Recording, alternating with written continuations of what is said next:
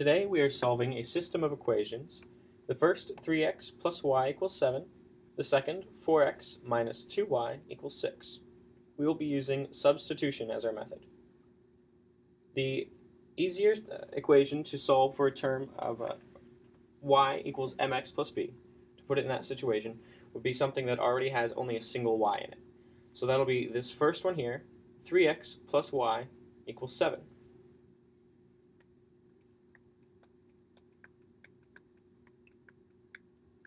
Now, if we want to get this in terms of what y equals, we will subtract the 3x from both sides and have y equals 7 minus 3x. Now that we have what y equals, we can plug that term y into the second equation for wherever y is. So the second equation, 4x minus 2y equals 6.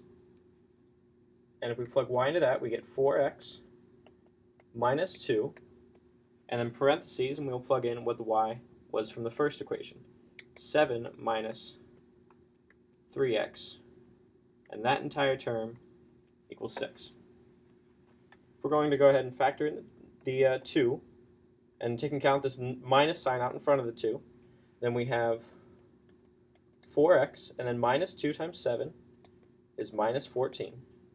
And minus 2 times minus 3x is positive 6x, because two negatives make it positive. That entire equation then equals 6.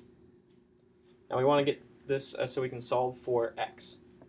So we will add 14 to both sides, because that's a value and not in terms of x. Add 14. And then we have 4x plus 6x from the left side equals 6 plus 14, which is 20. Now 6 plus 4 is 10, so we have 10x is equal to 20, or x is equal to 2 when we divide both sides by 10. Now that we have what x equals, we can plug that value into either of the other equations to solve for y.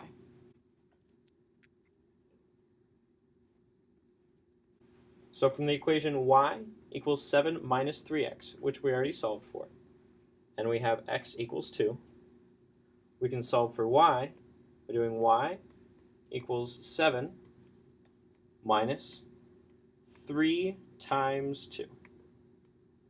3 times 2 is 6. So y equals 7 minus 6, or y equals 1.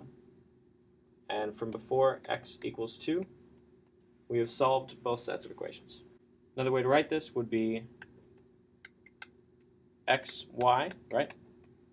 So we have 2 and 1.